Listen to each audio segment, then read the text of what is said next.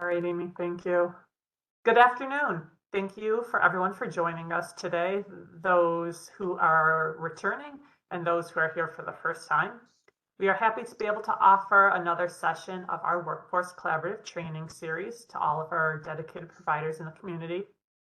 Today, we're very excited to have David Herring, PhD, Adriana Ragland, LMSW, and Michael Schmitt with us to talk about neurodiversity-affirming care, shifting perspectives and practices. A few quick reminders first. At the end of this session, we will be asking you to complete a very brief evaluation. We hope that you take a moment to fill this out so we can continue to improve our training series. Our next session will be Tuesday, June 24th, and will be a part 2 to the cannabis training held in April with Erin Parr. Be on the lookout for registration information, which will be emailed out and posted on our website very soon. The recording and slides from today's presentation will be posted to our website within the next few days. The presentations and recordings for our past offerings are posted to our website as well, so we'd encourage you to check those out. We are continuing to fill our calendar for 2025, so if you are interested in hearing about a particular topic or a speaker you'd like to hear from, please let us know. Or if you're interested in doing a 1-hour presentation, you can indicate that as well, either on your evaluation, or you can email Amy at amy.rockwood@erie.gov. Our training today is being recorded and everyone is muted. I'll be monitoring the chat during the presentation and questions will be taken as we go. So please put any questions you have into the chat box and the presenters will be more than willing to answer those. Thank you all for joining us today, and I'd like to introduce David Herring, Adriana Ragland, and Michael Schmitt to talk about neurodiversity-affirming care, shifting perspectives and practices. Thank you so much for joining us. It's all yours. Thank you, Kathleen, and thank you all for the opportunity to chat a bit about neurodiversity, what that is, what it means to be neurodiversity affirming. I'm David Herring. I'll get us going and then I'll turn in a moment to my colleague Michael, who will share a little bit after just a brief film on non-speaking autistics that we're going to show. He was just going to provide a bit of his experience working with a beautiful boy who is a non-speaking autistic. So just a kind of a quick overview. We're just going to go over kind of organization, what we're about. I was going to kind of get us going after Michael on just kind of laying the foundation, so to speak, to what this business of neurodiversity is, what's the neurodiversity approach, and then Adriana will kind of finish it off a bit with kind of what we mean when we think and we speak about neuroaffirming spaces.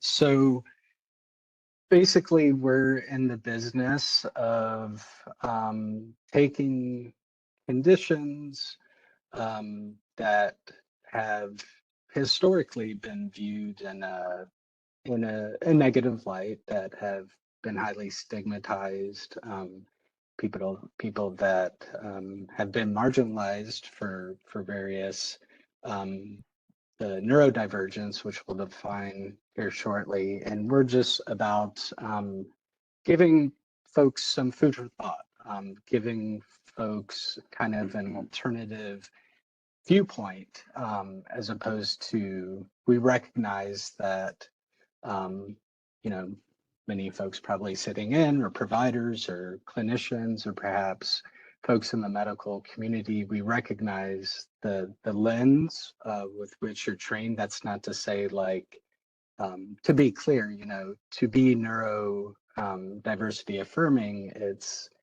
I don't think our different schools of thoughts are really antagonistic. I think they're complementary, and I think that it's important to find the common values and ground.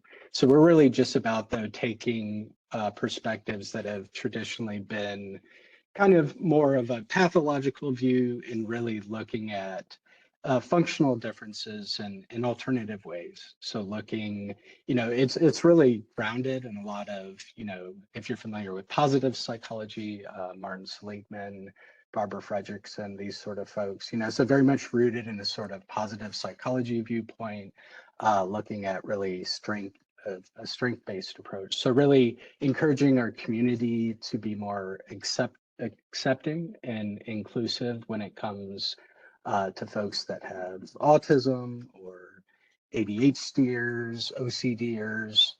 We do a variety of trainings, various sort of community outreach. We have some exciting adult support-ish groups. More like social groups, I think, is how we're phrasing them. Just kind of like wired adults, if you will, kind of getting together to share our perspective and have fun, raise hell, the neurospicy way. And the symbol for the nonprofit here, the Sankofa bird, which I believe has its origins, and I want to say Ghana. Is that right, Adriana? I mean, it's important. I think how these sort of movements, like the neurodiversity approach, or if you think about MAD studies, MAD Pride, I think a lot of these movements, self-advocacy, they came about because I think, by and large, most health providers want to serve their patients to the best of their ability and do no harm. But, there have been some, things in our community in the past that obviously a lot of self-advocates weren't terribly thrilled about. After all, we used to blame mothers, for autism, the so-called refrigerator mom hypothesis, which of course is completely preposterous, to say the very least. Here's a beautiful boy with autism and ADHD. I was gonna And share a little go bit ahead, about, sure. yeah, so this is Yeah. my son TJ. He is the reason that I started the Neurodiversity Network of Western New York. Back when he was 4 years old, he was in a typically developing after school program, and they did not know how to support him. So he was physically restrained at that program. And when I picked him up, they told me he was running in circles, and um, they didn't know how to get him to stop because he had some receptive language deficits and expressive language deficits. So he wasn't communicating like the other students. And so when they did try to hold him down, he ended up kicking one of the staff. And I asked how it got to that point, and they just said they didn't have the proper training to work with kids like him. And so that is what inspired me to start the nonprofit. And I just like to put pictures in because I feel like it makes it more personable. You can see that's him at school. He does therapeutic horseback riding, and we do a lot of sensory activities. So I just wanted to share that. Thank you, Adriana. So this video, for some reason, we don't necessarily need the audio. The audio, just to give you, so first, just a trigger warning that it is just a very brief video, the experiences of non-speaking autistic persons. And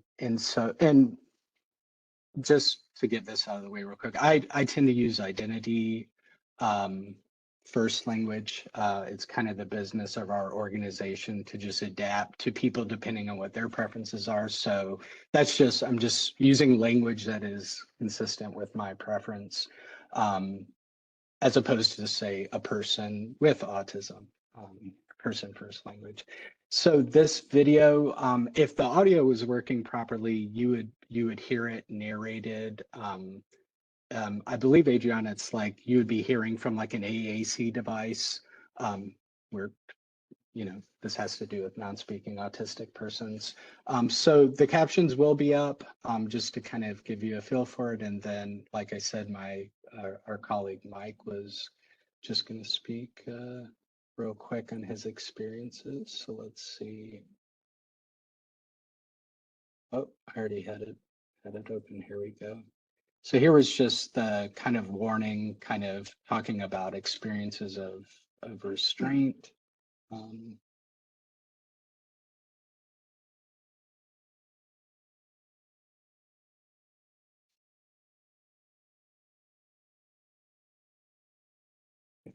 So it's,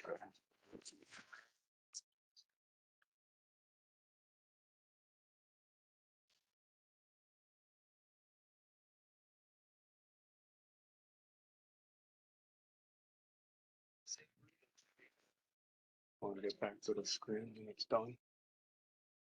What's that? It's over. Get back to the screen for me. Yeah. And I'll take over. Yeah.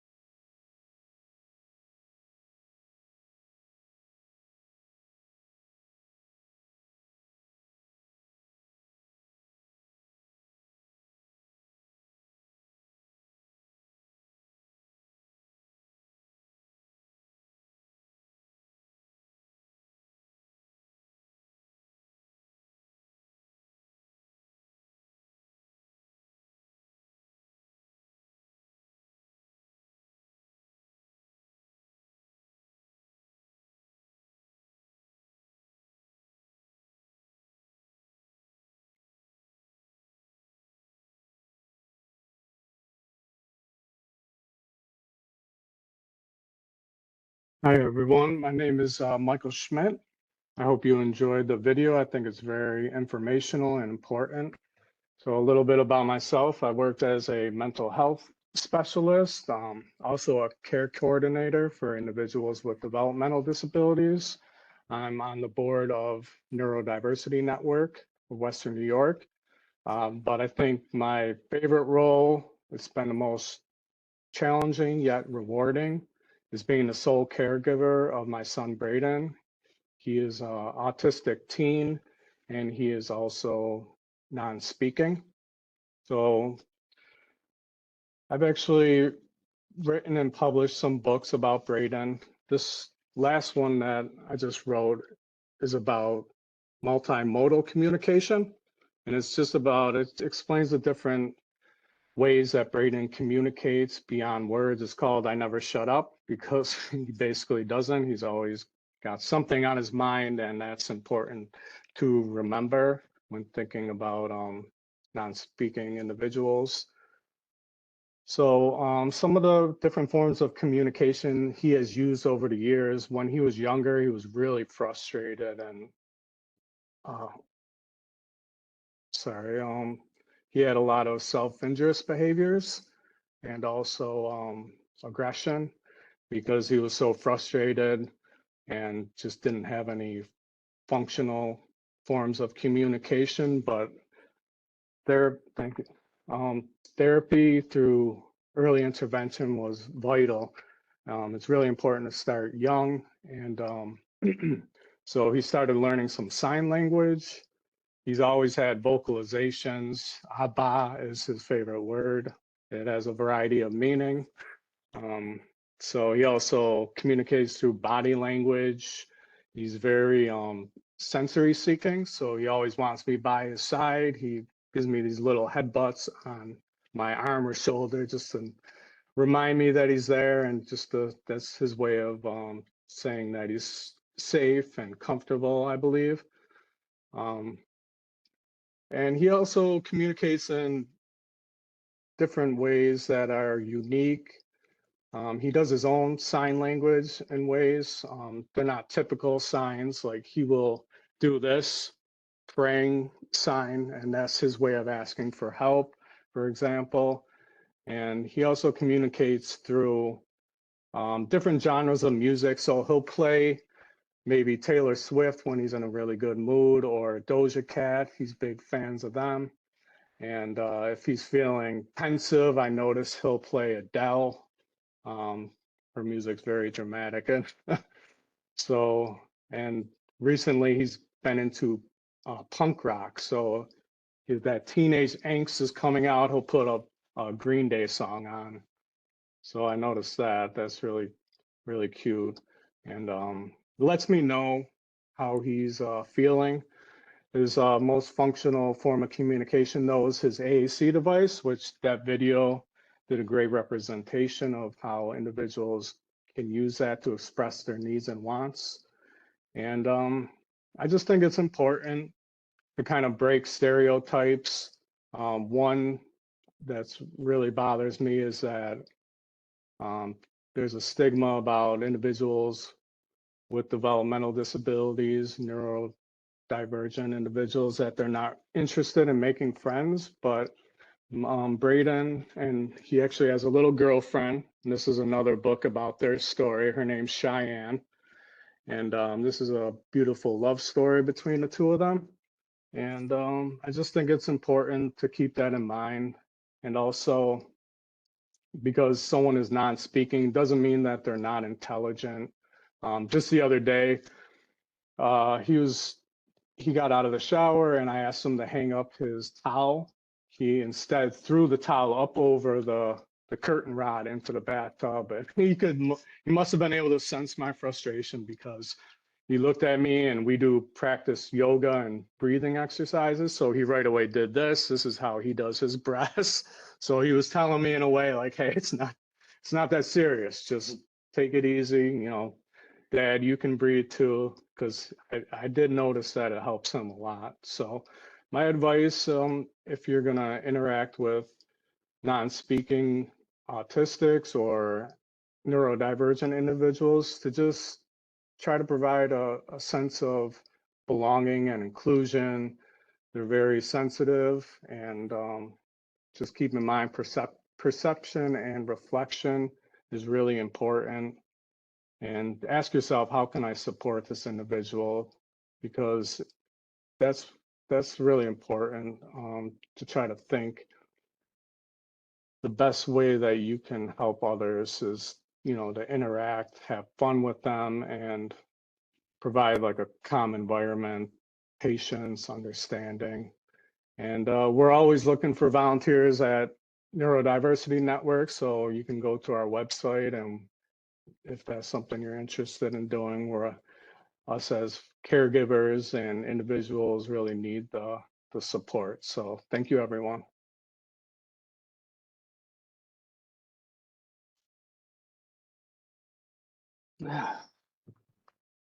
Thank you, Mike. That was wonderful. Yeah, I think Mike reminds us, which is an important principle with being neuroaffirming, of course. And I think this, is particularly, like Mike pointed out, with non-speaking autistics. I think in general, most people with disabilities, they want folks around them to presume they're competent. And I think that can particularly, be a sort of bias that maybe even a lot of people might not be aware of when being around non-speaking autistics. Just some quick terminology, and then we're gonna just kind of go over the neurodiversity umbrella. So the neurodiversity model, the really the easiest way to describe it is just kind of recognizing the natural variation in human brains. So of course we all have similar stuff, which as a former neuroscientist is a very technical terminology. We all have very similar structures, of course, but the way our brains are wired and developed come to be is quite different. And so it really is an extension, if you're familiar with, the scientists like the great E.O. Wilson, who really got us thinking about biological diversity. I mean, it's really kind of an extension of that sort of thinking, obviously applied to our species. The paradigm is really about the philosophy of certain practices that we're going to share. When people speak of the neurodiversity movement, that's when we're getting into more of a political kind of social justice context. So one needn't be, politically involved, right, to adopt a neurodiversity paradigm or a neurodiversity approach. That's just kind of adhering to various sort of inclusive accessibility sort of considerations. When we speak of folks who are neurodivergent, not to be confused with the term, I think oftentimes when they mean to say someone who is neurodivergent, they say a neurodiverse person, which is technically incorrect. Hopefully you're in a community among you are in a community with a group of very neurodiverse brains, right? So that's talking about a group of people that have very different types of brains. Whereas when we speak of, say, David is a neurodivergent person who happens to have a neurodivergent son, not a neurodiverse son. And neurotypical has to do with just typically developed brains. So that, that 66.6% if you like bell curve representations. And so a common thing which we've kind of been thinking more about as time passes, just with other kind of thinking alternatives to the neurodiversity approach. So traditionally speaking, this neurodiversity approach came about in autistic self-advocacy communities. In the 90s, I mean, the first use of the term neurodiversity was in the late 90s. It really was a term that came to be with a lot of folks that were on this Australian listserv who started really fleshing out some of these tenets. And then it kind of really expanded to other sort of what we might call neurodevelopmental conditions. I prefer the term conditions because as someone who is neurodivergent, who has a neurodivergent child, I think, and Adriana will go into this a little bit more than me with some of the affirming principles, but to be neuroaffirming, we recognize, for example, like clinicians, psychiatrists, you have words like comorbidity, right? And that's all well and good, I think, in your communities. I think that's all well and good for your professional speak, for your jargon. But if you put yourself in the shoes of a patient or someone who lives with one of these conditions, hearing about your psychopathologies, hearing about your comorbidities, it's like, you know, we get the pathological viewpoint, but it's when it's kind of repetitive and you hear these things frequently, it doesn't, I can speak for myself, it doesn't really make me feel good hearing about my comorbidities when a simple substitute is just to say I'm multiply neurodivergent, or you know, I have other co-occurring conditions, for instance.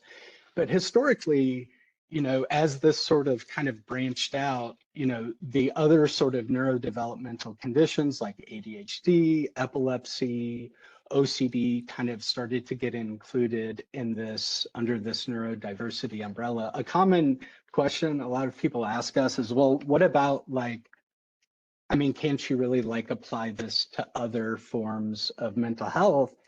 And I think certainly, you know, the principles of really focusing on strength, you know, looking at functional differences in a new light, emphasizing strengths, certainly could be. It's in some people who use the term, this is where it gets very confusing, because some people who do use the term neurodiversity are like all inclusive, and that's fine. I'll leave it to the academics to devise kind of more, I guess, expanded models on should we be calling, say, depression, bipolar, schizophrenia.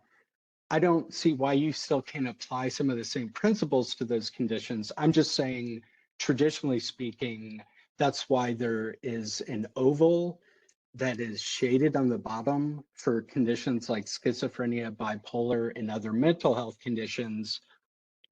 Because if you look at, say, the work, Mike Rembis at the University of Buffalo, him and his colleagues have really, you know, produced some very thought-provoking work in the area of MAD studies, MAD pride, psychiatric survivors, that sort of thing. But I would say that is kind of a close sort of model in thinking about, it's not necessarily the same as the neurodiversity approach, but there are other kind of related schools of thought.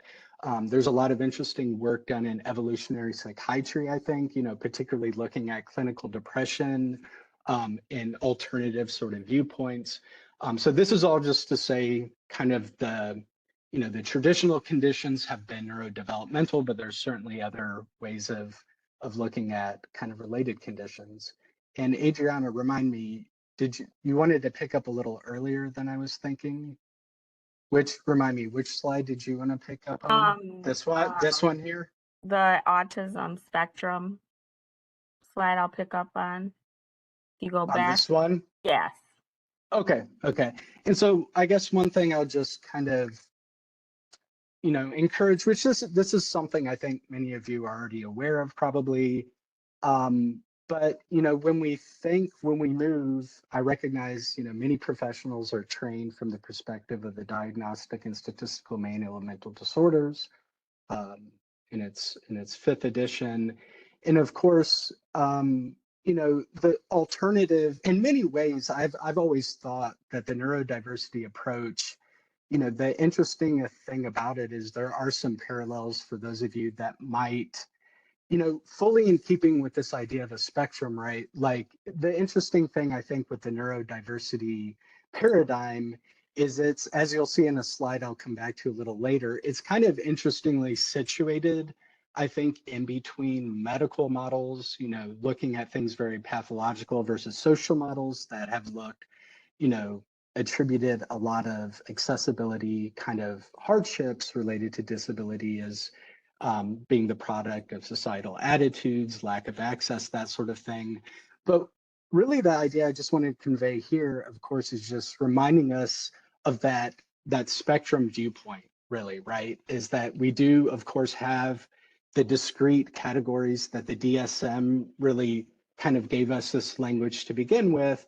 But of course, there's terminology arising like ADHD to highlight the fact that so many people who have autism also have ADHD. It's a very high co-occurrence. So we can speak in terms of multiple neurodivergence. And this was just kind of a nice article in Attitude magazine, just kind of really talking more about some of the similarities really between ADHD and autism than we often focus on.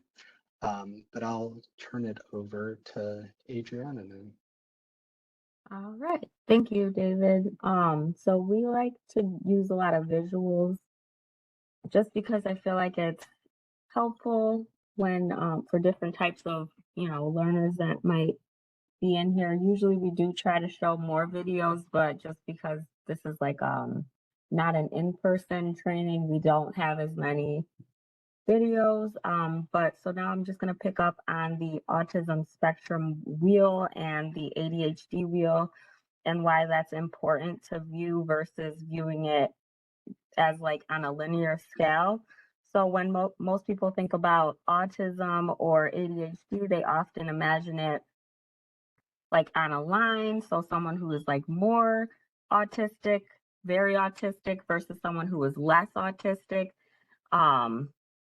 And or someone who like severely has ADHD versus someone who may have like a mild form of ADHD. But this kind of thinking oversimplifies what these neurodivergent experiences actually are.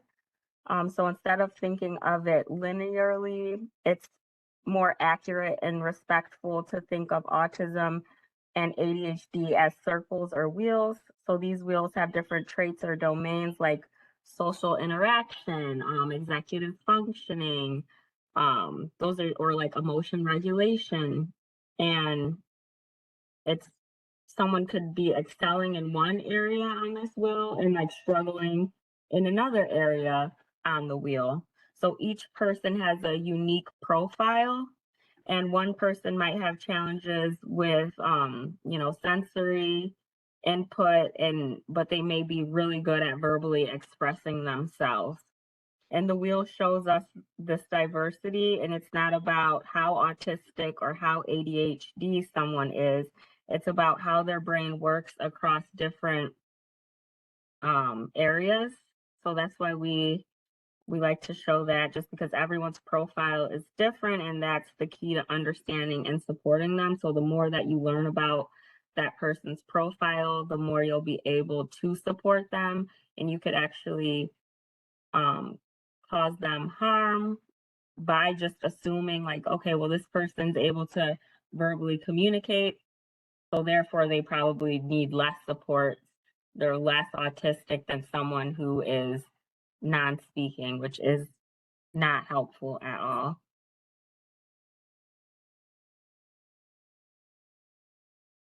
Go to the next slide.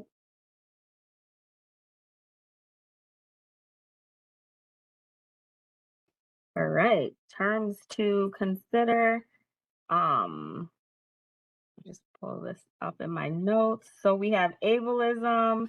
This refers to discrimination and social prejudice against disabled people. This can be overt or microaggressions. Double empathy, when people with very different experiences of the world interact with one another, they struggle to empathize with each other. This is likely exacerbated through differences in language use and comprehension, so different operating systems. And the example that I like to give is when two people are texting emojis. If someone may have like an Apple phone versus an Android phone and they're trying to use emojis, sometimes the phones might not be able to recognize the emoji. And that doesn't mean that something is wrong, that the phone is broken or, you know, not functioning right. It just is a different operating system. It has a different way of processing. Identity first language puts the identity before the person, so autistic person or person on the autism spectrum, and then people first language puts the person first, so person on the autism spectrum. And I think David did a good job explaining you should just always ask the person what their preference is, because this varies from person to person. Most people, I believe, prefer autistic based off of what we've researched. But you can just always ask what their preference is. And then we have masking, so the conscious or unconscious suppression of elements of the autistic identity.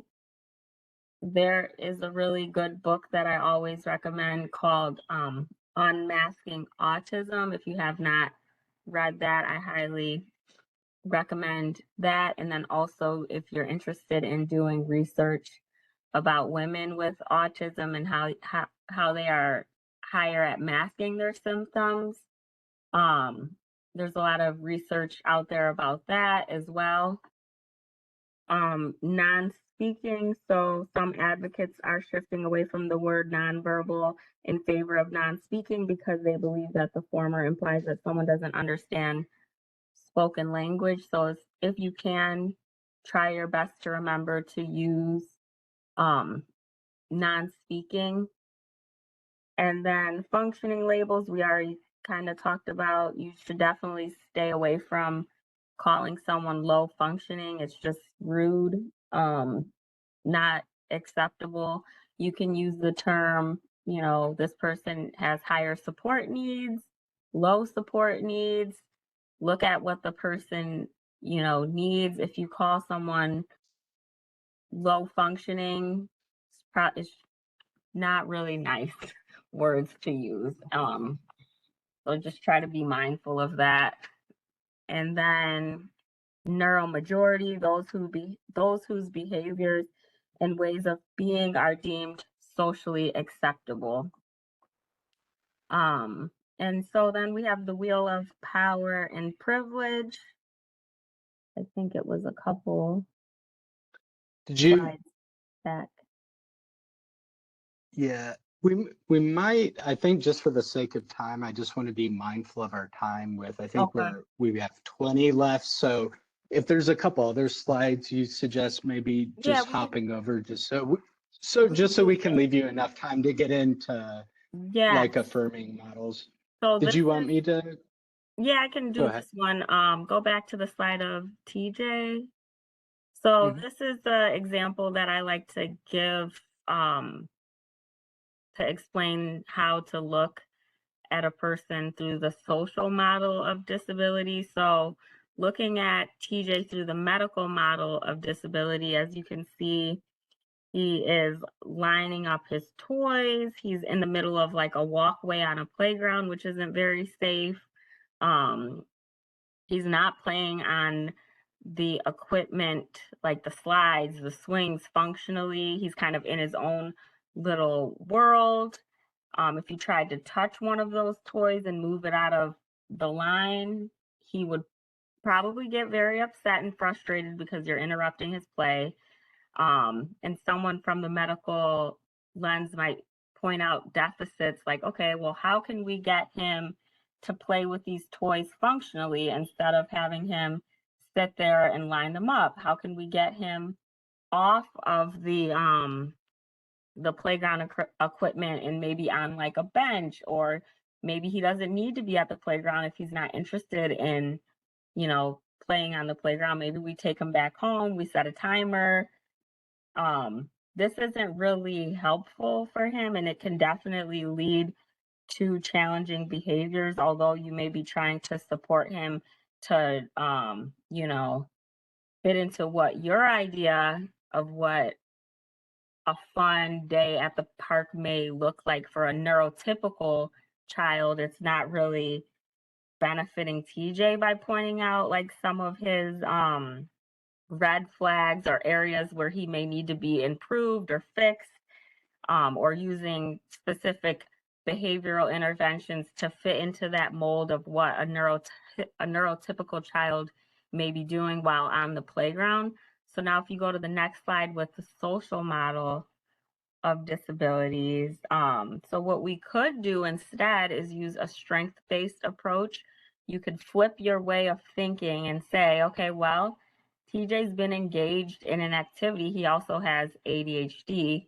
So him being engaged in an activity where he's actually seated and like focusing on something is, you know, very rare.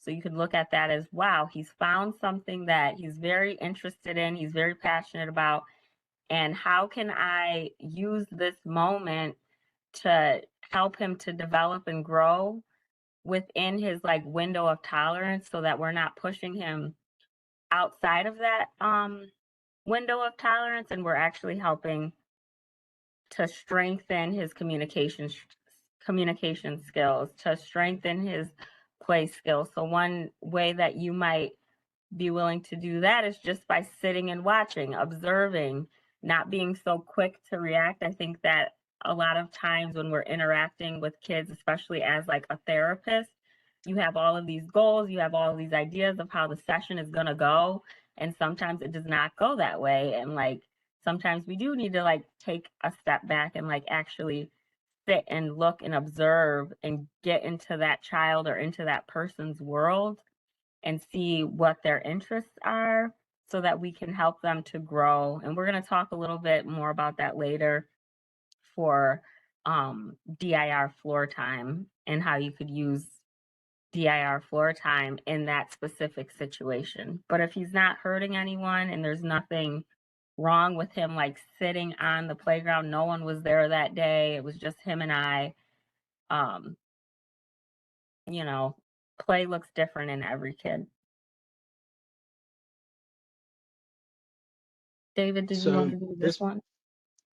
Yeah. So this is just a table I took from a paper I really like by Patrick Dwyer, published in 2022, Autism in Adulthood.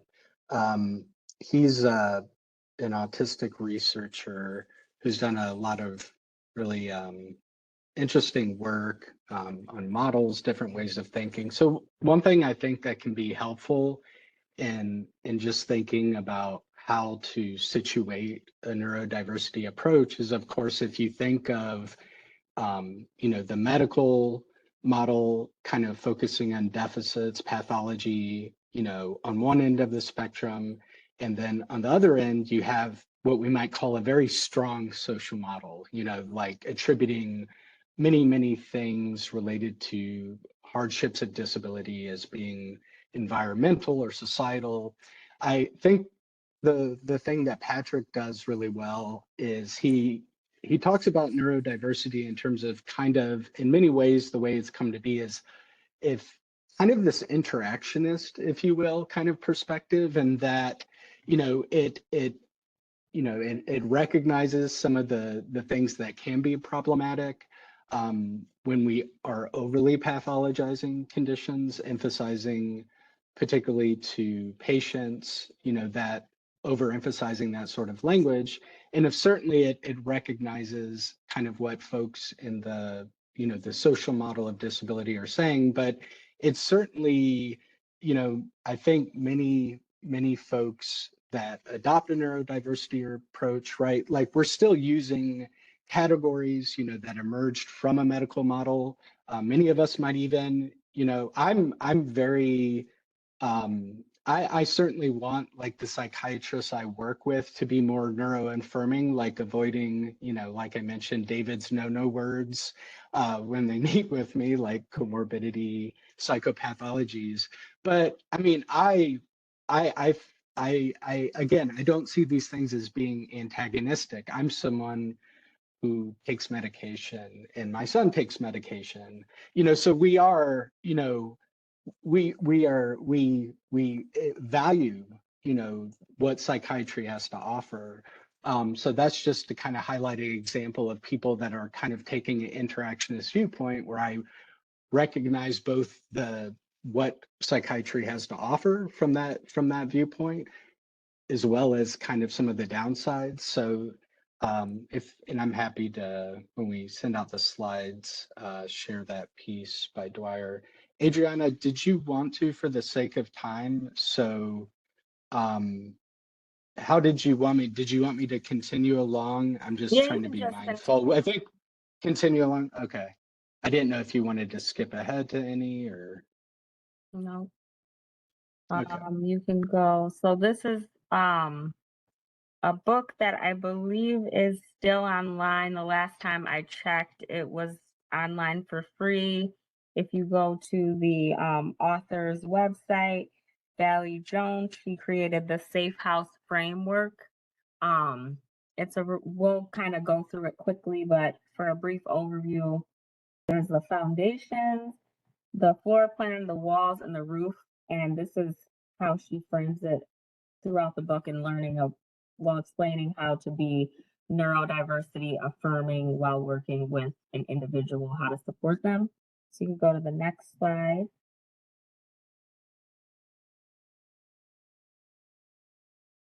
Okay, so to talk about the foundation, so this would be like institutional barriers that exist, environmental, attitudinal. Some examples would be rigid schedules that people are expected to follow, standardized testing, inaccessible healthcare systems that exclude people with neurodivergent or physical disabilities without ever meaning to, environmental barriers. So this would think about like buildings that don't have quiet spaces. I know a lot of places have started to do like sensory rooms and quiet spaces, which is really nice to see, but I definitely wish that there were more. Thinking about the lighting that exists in some of the office spaces. Do you have harsh lighting? Do you have lighting that is able to dim easily to meet the different sensory needs of people that may be coming into your space? Do you have screens that are like screen reader friendly? Do you have wheelchair ramps? Things like that. Some of the attitudinal barriers that exist. So believing that someone's like incapable or that they need to be fixed, excluding them from certain situations would be an example of that. And then the social model doesn't deny that an impairment exists or that they impact daily lives, but it shifts the focus from what's wrong with the person to what needs to change in society so that everyone can fully participate. It challenges us to remove the barriers from a situation, not the person, which sounds harsh to say, but it is true. If you haven't worked with a child who has a lot of needs or who has some emotion, right, or an adult even who has emotion regulation challenges, and if they're out in public and maybe having like a meltdown, some people have really negative responses to that and may try to instead of figuring out like what's wrong, like get that person out of the situation. Specifically, like you could think about, for example, going to the library. If you have someone who is ADHD or autistic and maybe they have a negative experience in the library, they're gonna be put out. So then the walls, these are all of the people that support the individual. So if you go back to the slide with all of the pictures of the people. This one. I like to show this because I think it's a really good example of like how you can help to build community. And if you're working with a family who does have a child who or an adult who has more challenges, it's important to encourage them to still expose them to to different people. So that's a picture of TJ and Max. There's a picture of TJ with his respite worker. He's also in music therapy. He goes to karate. There's so many different things that you can do. There's the picture at the bottom right. He got invited to a birthday party. So that was Max's birthday party. And David took it upon himself, like, TJ's probably not going to want to be in the house with a bunch of other children or adults. How can I make my home more accessible to him? He set up a tent for him. He set up a blanket for him. So trying to get people to like think outside of the box when it comes to your private practices, when it comes to even something as simple as a birthday party. So you can go to the next slide. Max is my little ADHD, or as I sometimes refer to him as my little adenosine triphosphate. If you know your molecular biology, it's the fuel for cells because he has lots So of you can energy. skip over that slide. So like DIR floor time, if you visit the ICDL website or the Profectum website, you can take a course on DIR floor time. Everyone can be trained on DIR floor time in any discipline, whether it's OT, PT, social work. It works on teaching people to understand like where a person is developmentally, understanding their individual differences so that you can take that information and use it when you're trying to build a relationship with that person. Because when you're working with people with developmental delays or disabilities, there's a lot of different areas that they need more support in. So it's not easy to form relationships with them, especially if you have people who are non-speaking or maybe have some emotion regulation issues or sensory differences. It can be very hard to form relationships with them. So this modality will really go into depth on teaching you how to help them move up the developmental ladder using different strategies. I highly recommend taking the course. There's, even if you just do an introductory course, it will help you in your practice. And you can use DIR floor time on anyone, not just people with disabilities, although it is often used with them most. So you can go to the next slide. And these are some of the examples of when I mentioned individual differences. These are some of the things that we're looking at, what the person's health status is. You can look at like their family structure, their culture, their community support that exists, their sensory systems, motor planning. Does the person have trauma? I know a lot of people on here are probably very familiar with trauma-informed care. So all of that is important to know when working with individuals and trying to be neurodiversity affirming.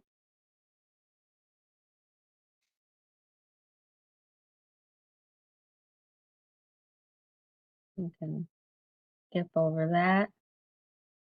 This is a really good visual. The visual to the left, the whole body listening, is what is typically expected of most people based off of our culture of like, if someone's listening to you, they're making eye contact with you, they're sitting. And if they're not doing these things, then maybe they're being like disrespectful, or you can't really gauge if they're paying attention. But for kids or adults who are neurodivergent, they need to constantly be moving in order to focus. And so some of them might benefit from fidgets, some of them benefit from movement breaks or using a standing desk. Some of them might pace the room. That doesn't mean that they're not taking in the information that you're trying to provide to them. That doesn't mean that they're not listening. It's just that their body and their brains are differently wired and they need additional supports to help them to focus in on what you may be trying to explain to them. Oh, and there's a little tool that can, when we send this out, you can click on it, because some people will say, well, like, how do I know what tool to use? There's a really cool link to help you determine what sensory supports might be needed during specific situations. A quick question that came in was if you could just repeat the website to be trained on DIR floor time. Oh, yes. ICDL, so it's the International Council on Development and Learning. International Council on Development and Learning, ICDL, and that's for DIR floor time. There's another agency that I'm not too familiar with, but I do know that they offer trainings. They're called Perfectum. So that's another avenue to get the training. But in the interest of time, so to just recap everything, when you want to be neurodiversity affirming, it's really important to look at the whole person, not to just look at the behaviors that often are seen on the surface. So if you see a child who is spitting and hitting and kicking, I want to challenge you to think, what could be going on internally? What are their needs? What are their communication? How do they communicate? What are their communication abilities? And that's why I recommend DIR floor time. That would have to be a whole other presentation. I'm not qualified to teach it, but I do know a few teachers. If that's something that you guys would be interested in a future training on, I do have some friends that are able to teach that course. And it is an interdisciplinary approach. So during that course, you learn specifically about all of the different areas that influence development. You learn about sensory, you learn about communication, all the different things, how to create and foster positive relationships.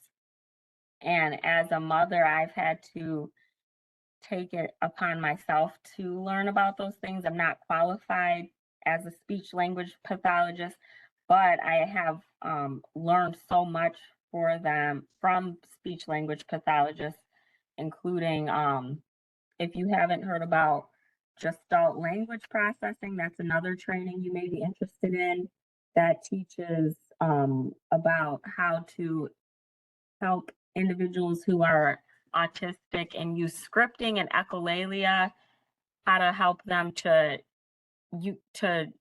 develop their own self-generated language based off of their scripting. So I can give a quick example. TJ did a lot of scripting. Now he has his own self-generated ideas, but in the beginning, he loves Pete the Cat books. He would do a lot of scripting of Pete the Cat, but he would use those scripts and during the day in situations that were applicable. So for example, when we went to the library, he would be scripting, TJ has never been to the library before. Does TJ cry? Goodness, no. And it's like his way of expressing himself. And if you were just to look at it, you would be like, what are you you might dismiss it. What are you talking about? But he's really like taking this book, taking a song, and putting it in a specific situation to express how he's feeling, what he's thinking.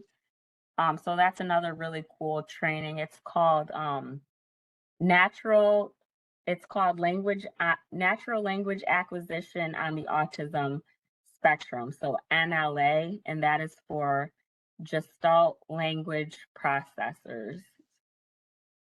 There was a question that came in. If either of those trainings are for adults, or are they specific to children? Those trainings are for all ages. That's what they say, but from my personal opinion, I do believe that it is more so for individuals who are non-speaking, or individuals who I would use this training specifically for people that you are having a hard time connecting with. So if you're having a hard time building a relationship with someone, if you're having a hard time communicating with someone, this is really going to help you to improve your relationship with those so that could be an adult, that could be a child, but it's more so, I feel like, for kids who are non-speaking, or adults even who are non-speaking, and you're having a really hard time figuring out how to help them to move up the developmental ladder and to problem solve, to express themselves. That's what this is going to really help you to do. Great. Thank you so much, Adriana and David. Wonderful presentation. Lots of information. Thank you for sharing your personal stories as well. It looks like, David, you put yours and Adriana's email address in there. So I would say that if anyone else has other questions, we can direct them your way. Can I just say one final thing? If you guys are on Facebook, we do have a group, Western New York Caregiver Connections. There are a lot of families that are in need of respite. So if you have any free time and you're willing to support a family to just give caregivers a break, please visit Western New York Caregiver Connections on Facebook. It's a paid position. You would go into someone's home and just support their loved ones. It could be adults or children, but just wanted to throw that out there. Thank you. Then for all of our attendees, Amy has posted the evaluation link. So if you could just take a few brief minutes to fill that out for us, that would be helpful. The recording and the slides from today's presentation will be posted to our webpage within the next couple days. Be on the lookout for our notice for our next session, which is June 24th, and that will be a part 2 to our cannabis training that we had last month. Again, if you're interested in being a presenter, let Amy know. And thank you again. Thanks for having us. Thank you. Bye.